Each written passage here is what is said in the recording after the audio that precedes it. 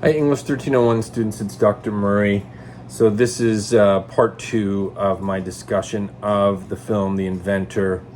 So question number 5 on your sheet of questions talks about Phyllis Gardner, one of Holmes's professors when she was at Stanford. Of course, Holmes dropped out of Stanford after, I don't know, about a year, I think, of college there. Gardner tells us essentially that Holmes came to her proposing this idea, this invention of a patch, a medical patch that would test the patient's blood, and if it was deemed by the test that the patient needed antibiotics, they would be dispensed into the patient's blood system. Phyllis Gardner basically said, nice idea. The only problem is the laws of physics would not permit such a thing to happen. It would not be possible to do that. And, Dr. Phyllis Gardner is a Stanford professor, and Elizabeth Holmes at the time is someone who was a student at Stanford but hadn't really taken very many science classes because she was in her first year there. And Phyllis Gardner felt like Holmes essentially wasn't listening to her. She kept coming back with new versions of this invention, and Phyllis Gardner said, Elizabeth, you're not listening to me. This can't work by the laws of physics. And Elizabeth kept coming back, and finally Phyllis Gardner said to Elizabeth, you know what? I can't talk to you about this anymore because you're not listening to me, but I'll find someone else you can talk to about it. And she did, and we are told kind of humorously or ironically in the film that the person that Phyllis Gardner then, sent Elizabeth Holmes to was the professor who eventually quit his job to work at Theranos. So it is an interesting turn of events. But I guess I asked the question partly because I say, what do you think of this interaction? What does it reveal about Holmes? Now, when in the scene I described in the previous video about the Theranos employee coming to Elizabeth Holmes and saying, the size of the Edison won't permit us to do the things that we need to do for the blood tests. So could we enlarge the box? Elizabeth Holmes didn't just kind of have a problem with the question that was being asked because she needed to come up with a name for the cloud. That was part of it. But the other part apparently was that this employee who said this to the company got the reaction of saying, you know what, maybe you're not Silicon Valley material. And what I take that to mean is essentially, in Silicon Valley, the idea is they're saying, we don't think in conventional ways, So if you can't figure out a solution, maybe you don't think outside the box enough, and maybe you need to go on and do some other job. Now, there might be something to that, because of course, some of these great inventors, whether it's Edison or Steve Jobs, they did probably go about things in a different way than other people or have a brash approach. But the difference is they had expertise. They had real knowledge about the field and about the technology. And so when they took the risks that they took, or they went about things, or they held standards of saying, no, I won't make the Edison bigger, they did it based on having some kind of understanding of what they were doing.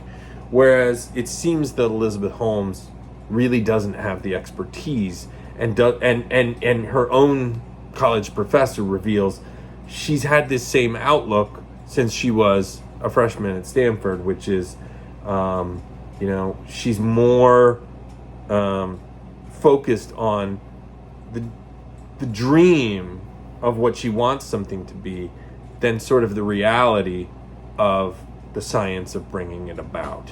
in a way, more focused on the pathos of an exciting invention than of the logos of the actual technology you need to make it happen. So that's, that's in a way part of what I would say about that question. One hint I'll give you about question 6. Question 6 is, at one point when discussing Theranos' objectives, Holmes asks, what higher purpose is there in life? And I say, what do you think of this question? Is there anything potentially problematic about this outlook? In a way, by asking that, Elizabeth Holmes is saying what we are doing here at Theranos is the highest purpose one could have in life. And that sounds good in a way, in the sense that if they were actually getting the problem solved of how to do better blood testing, how to do it better in a way that would save more lives or something like that. I still don't know if I would say what higher purpose is there in life, because that's not even asked as a real question. That's asked as a rhetorical question, in the sense that she's not really looking for someone to answer that question. It's a way of, through a question, she's making a statement going, what we do here is the highest purpose in life, right? However, they aren't actually solving the problem. And also, if you're going to ask that question, it would be such an important question that you probably should ask it as an actual question, not just introduce it as a rhetorical question that's actually a statement, because that's just presuming what I do is the most important thing and there's nothing else nearly as important. Maybe there is, and I'm not saying I know what that is, but the other part being, given that she's apparently not doing the things she needs to do to actually solve the problems to invent this thing, then it seems a little bit like she's got an inflated sense of her own purpose. But I also wanted to connect it to question 10, so that when you get to 10, you can sort of make this connection, which is question 10 is about the scene in the film we're told by Dan Ariely about this experiment conducted in a lab with dice and a lie detector and so on. And it has to do with people lying and then maybe feeling like they were justified in the lying because of what the end was, what the cause was.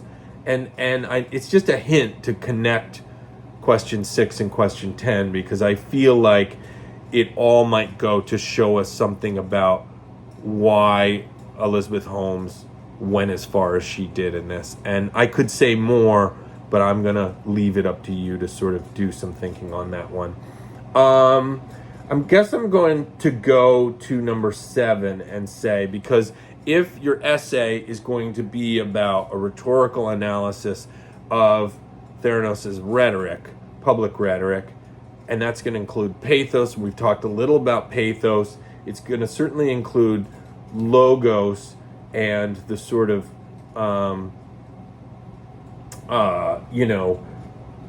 withholding of logos that went on. We haven't really addressed ethos. And so question 7 is, Theranos tried to enhance its credibility by affiliating itself with powerful people, mostly renowned public servants. Theranos put former secretaries of defense and state on their board, and Holmes was interviewed by and praised Bill Clinton. And was praised by Bill Clinton. As much as this strategy worked initially, it was perhaps missing something. What was that? So I guess part of it is it's important to just acknowledge that part of Theranos' ethos strategy was certainly the people they associated themselves with. Partly these people they put on the board. I mean, one thing is there are very few boards of companies that have so many famous people on them. And by famous, I don't mean obviously like, Beyonce and Lady Gaga. I'm talking about these largely people who were in government or the military. Henry Kissinger, former Secretary of State. He was also National Security Advisor. George Shultz, who was Tyler Shultz's grandfather, he actually held several different cabinet positions, including Secretary of State. General James Mattis, who at the time he served on the board, he was a general. Subsequently, he was Trump's Secretary of Defense. And, there was a senator on the board. I believe there was another sort of CEO, famous CEO. So many people like that. We also see pictures of Elizabeth Holmes talking and posing with Barack Obama, with Joe Biden. And by the way, as far as this being a Republican or Democrat thing, the truth is it's both sides, because, James Mattis was part of the Trump administration. Henry Kissinger was part of the Nixon administration. Same with George Shultz, Republican. So some of them are Republicans, some of them are Democrats. The truth is, they're all part of Theranos' ethos strategy to associate themselves. As far as what was missing, this board was not just impressive, it was in a way so extreme in terms of the who they chose to put on it, that it almost seems designed to intimidate, almost to back people off, saying, how could you possibly question our credibility? Look at who's on our board. These are people that make major foreign policy decisions. There's nobody with more sort of gravitas, more like seriousness than these people. The only problem is essentially none of them have any medical qualifications, and so they're not, or science, these are not people that really understand the technology. So that's probably part of how they managed to get all these people on board. The other is, once you get, George Shultz on your board or Henry Kissinger on your board, it makes perfect sense why they get so much investment in the company, but also that they're being embraced by, at the time that this was going on, I assume Obama was president, Joe Biden was vice president. Why they're associating with, the president and vice president of the country is these people on their board had given them kind of this stamp of credibility. Of course, ultimately, it seemed, it in a way, it illustrates the problems of only having ethos and pathos arguments, which is, it seems convincing, but in the absence of a logos basis at the core of things, the pathos and ethos are ultimately rendered, not very valuable without having solid logos. So that's a rhetorical lesson there, which is, I'm not knocking pathos and ethos. Those are very powerful ways of persuading. But if logos is lacking, that's when you start getting into the territory of a potential logical fallacy. I'm wondering, as time is running out, if there are more. I guess one thing I'll point out is the importance of the journalists in this film, in this story. We have the journalist from, I believe it's Fortune magazine. I believe that's Roger Perloff. And he's the first one that does an article about Theranos. And he's the one who later has a lot of regret and writes an article, he calls it a mea culpa, where he regrets that he didn't have better information at the time. Ken Oleta from the New Yorker tried very hard to get a real story with important facts, but he didn't realize the degree he was being deceived. It's really John Carreyrou from the Wall Street Journal who is one of the heroes of this story, because he gets the logos, he gets the facts about the story, and it was not easy to do so. He met with a lot of resistance. So I want to say that this part of the story illustrates the value of good, determined journalism to get the logos. I'm going to have to stop there. More soon.